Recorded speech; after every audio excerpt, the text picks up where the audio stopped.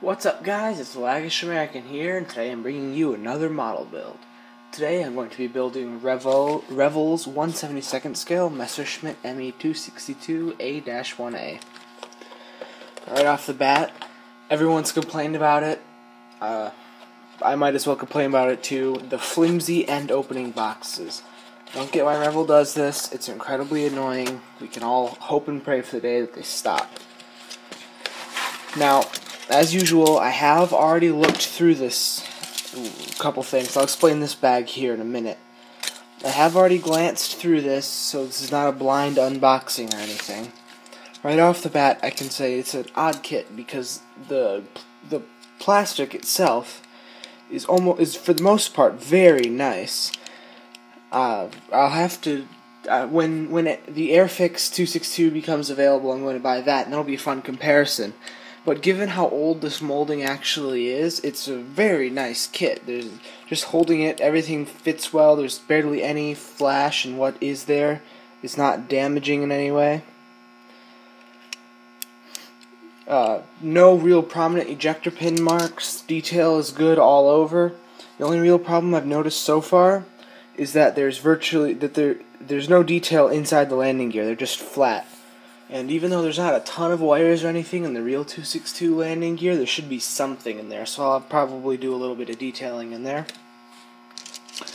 Otherwise, there's not really a whole lot I can say about this kit. Nothing really stands out as either good or bad. You got some really nice detail on the wheels here.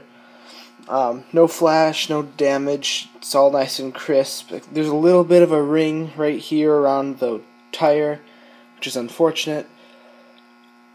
I do like the control panel is not a decal. It is provided that you paint it, which is nice. I'm not a fan of decals for instrument panels. They just look too flat to me. Same thing on all the other pieces. No real damaging flash. One thing I don't like, they provide all the landing gear doors closed, and then they want you to cut them open.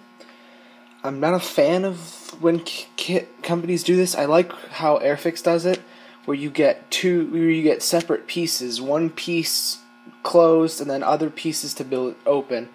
Because now you gotta make that cut and make it neat and everything. This is a little extra sprue. I'm guessing that looking at the way the kit is molded, it almost seems like the first kit done was the Night Fighter one, and then later they decided to release the normal A-1A. Because this is an extra sprue that part of that is that they just give you this extra sprue for the rocket pods. But more so is what I'm going to talk about right now, which is this bag. Now, I added this bag, as you can probably tell. It doesn't come with a Ziploc bag. But despite how nice the kit itself is, the canopy is absolute garbage. As in, the canopy is lower quality than many, many short-run kits. It's a flumpy shape, it's not clear at all, it's super foggy, there's no panel line anywhere, it's a single piece, it's just gross. Luckily, back before I got into modeling, I had the Hasegawa FW190/ME262 combo.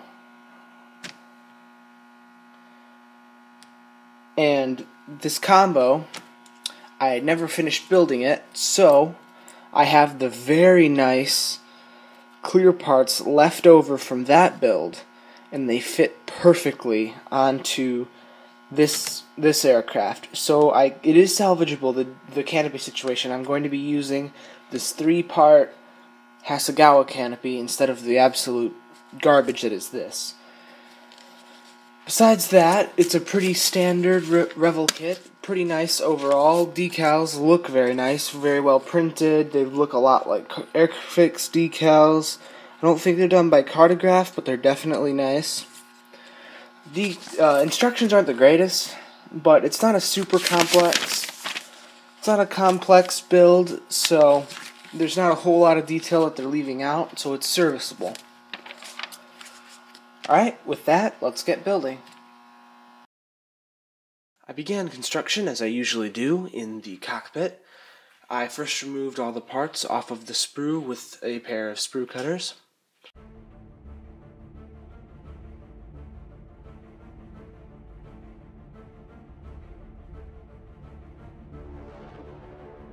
Once all the parts were removed from the sprue, I used Tamiya extra thin cement to assemble as much of the cockpit tub as I could. I left out things such as the instrument panel for ease of painting.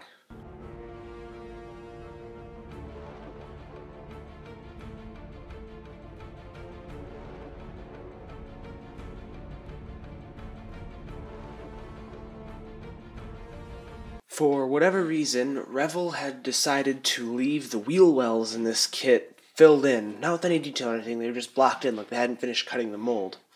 However, the bottom of the cockpit tub and the side walls of the fuselage have all the details that the 262 would have. So, using a Dremel and some careful carving with the X-Acto knife, I was able to make it visible. I carved the blockage out. Since the control panel does not sit behind the front of the fuselage, and you can actually see a little bit behind it, I used some cut-off bits of stretch sprue to replicate avionics and dials and such poking through the back of the control panel. Once that was done, I sprayed the wheel wells and cockpit interior in Tamiya's RLM02, which they call RLM Gray. I should have sprayed the cockpit itself RLM 66, since this is a late war German aircraft, but I didn't know that at the time, and I had the gray in the airbrush already, so that's what I painted the cockpit. Overall, even though the color's not correct, I think it came out looking fine, and the contrast in shadow and dry brushing is pretty noticeable on this color.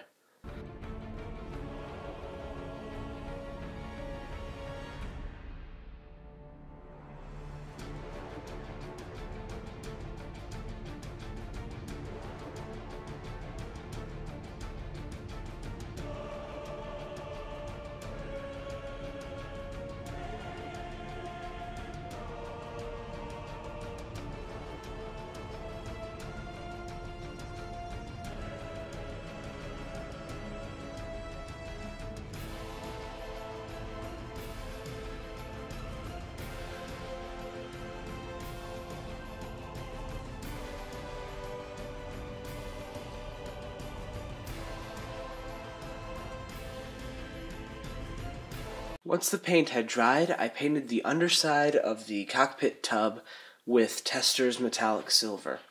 I did this based off of photos I found online showing that even though the sidewalls of 262 fuselages were a gray, the underside of the tub seemed to be a metal.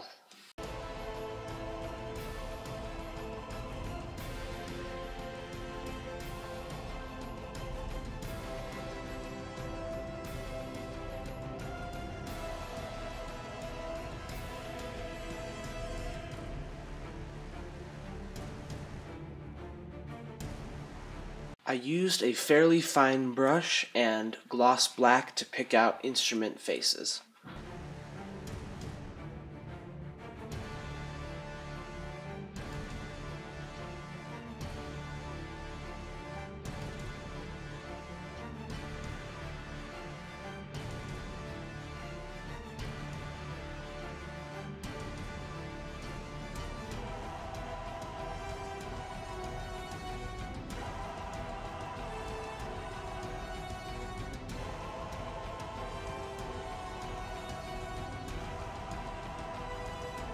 Using a light gray from Vallejo, I dry brushed all the interior bits. Dry brushing is a really great technique that takes zero time and makes all the details instantly pop on your model.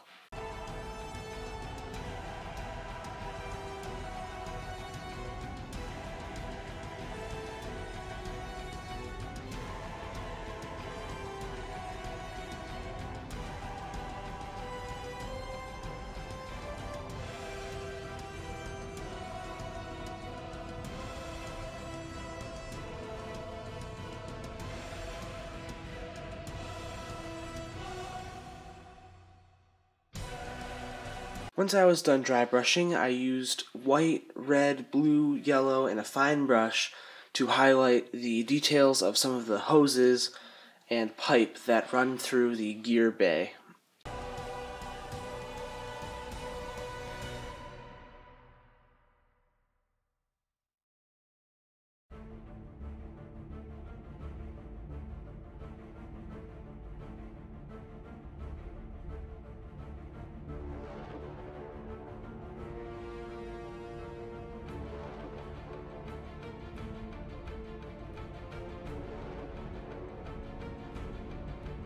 I hadn't just invented these colors, I based all of this off of pictures I found online. Once I had finished painting the wheel wells, I gave everything a coat of Future. 2 coats, in fact.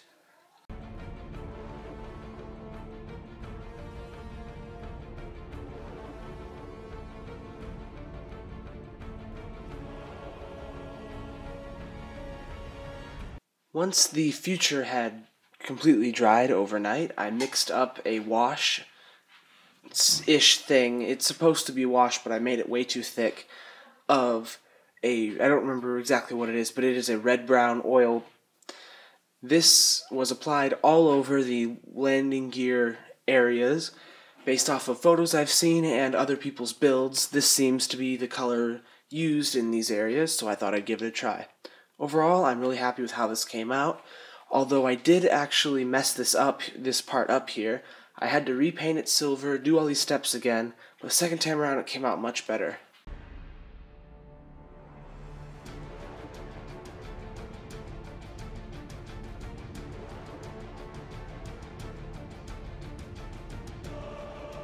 Once the washes had completely dried, I finished assembling the cockpit. Once the cockpit was finished, I glued the tub into the fuselage walls, and then glued the fuselage together.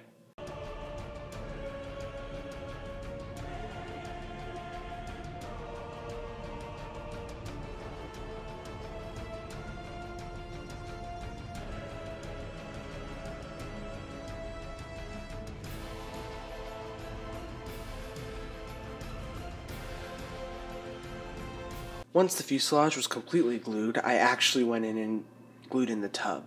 I thought I had glued it in earlier, but apparently it was too difficult to get it properly aligned, so I waited until after the tub was assembled. Here I am assembling the forward landing gear.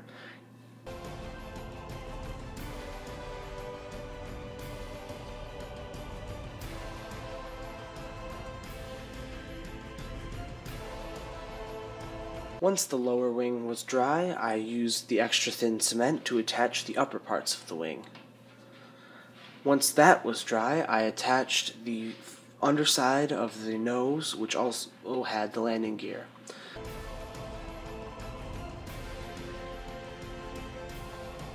While the main aircraft was drying, I went on to work on the engine nacelles, or just the engines themselves, I guess, since they're jets. These went together pretty simply, pretty much exactly as you see here. Once I had finished assembling them, I glued them onto the wing.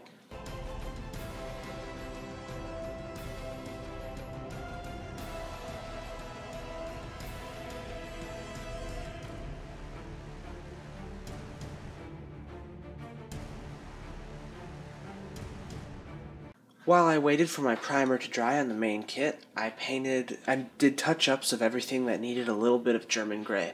This included the canopy and landing gear wheel well doors, among some other things.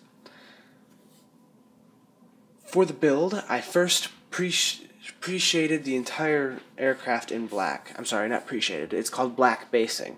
It's the first aircraft I've tried it on where I think the technique actually was effective. I would like to use this a lot more, but for me to use this technique more, I'm going to have to find a suitable black primer. I waste way too much of my normal acrylic black paint on this method.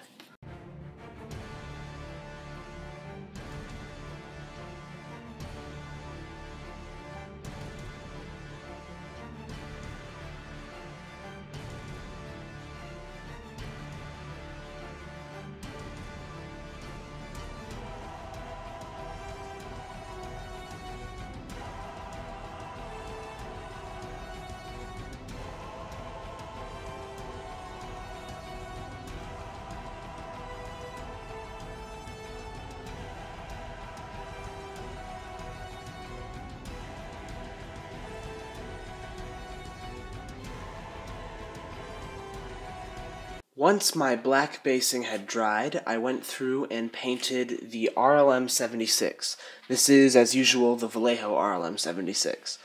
As you can see, I did not use the typical black basing thing as exemplified on Duke's Model's website, which is to do random dots and build up opacity. I used it pretty much like a normal pre-shade, but I think it came out a lot nicer and I had a lot easier time covering everything up. So I used a lot less RLM paint than I would have if I had just pre-shaded.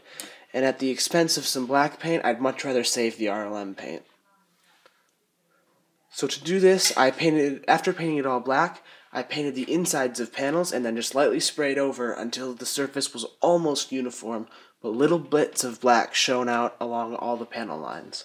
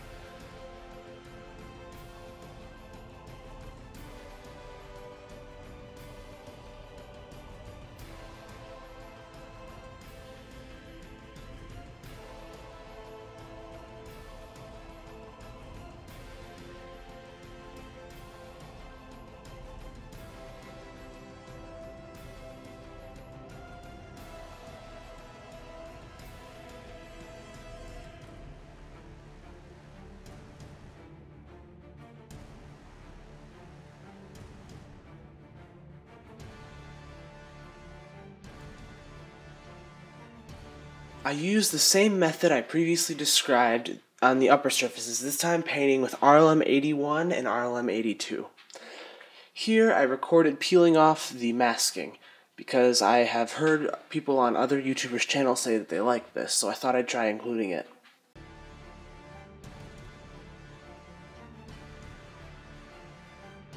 After I painted on the modeling and everything had dried, I thinned some future floor polish and sprayed it on the aircraft as a gloss coat.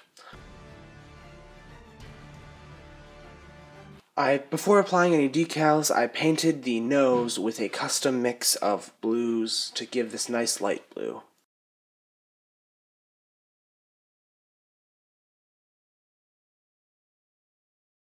I used microset and microsol to apply all the decals. The bands on the fuselage were challenging to apply, but actually lined up and fit and looked good, which is unusual for these types of decals, at least in my experience.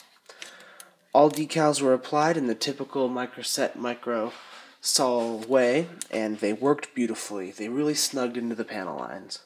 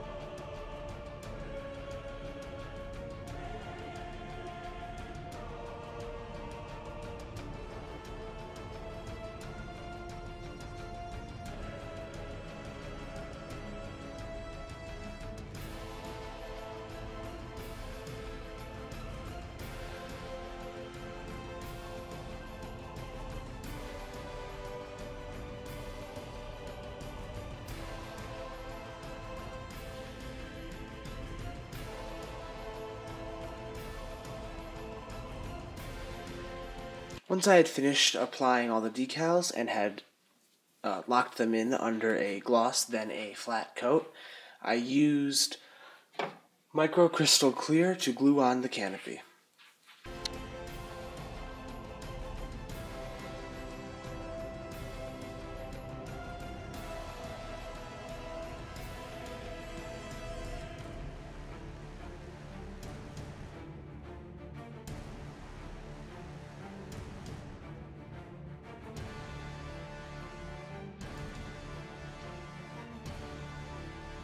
After the canopy had dried, I used super glue to attach the landing gear to the plane.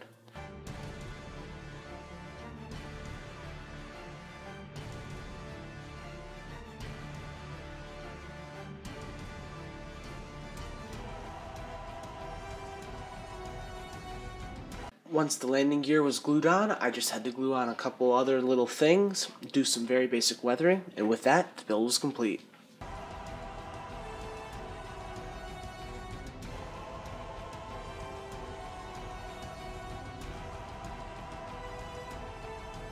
Hey guys, it's TheWaggishAmerican here, and you've reached the end of the video. If you want an explanation as to what this new end of the video thing is I'm doing, check out my last video, or one of my past videos, the Nihon Go. I don't remember what the number was. I'll link it in the description. Overall, I thought this was a really good kit. I liked it a lot. The canopy thing was disappointing, but I happened to have the Haskell spare, so it was all good. Now, the colors you're seeing aren't the exact correct colors. They're pretty far off. I've been having a hard time from this stand with my light set up, getting colors to come across accurately. I'm working on that, but you can see on this build I tried some oil streaking with oil paints, which I think came out pretty nice, and is going to be incorporated into a tank build, or it has already been. I don't know when I'll release this video. So yeah, I'm excited to see how the Airfix one compares. I'll be buying one as soon as it's available. Don't know when I'll get around to building it, but I'll have one in my stash. If you like this video, please hit the like button. If you'd like to see more from me, smack that subscribe button. I'm trying to get at least once a month, probably closer to every 3 weeks, plus some special circumstances upload schedule going. And I'll see you guys next time. Bye.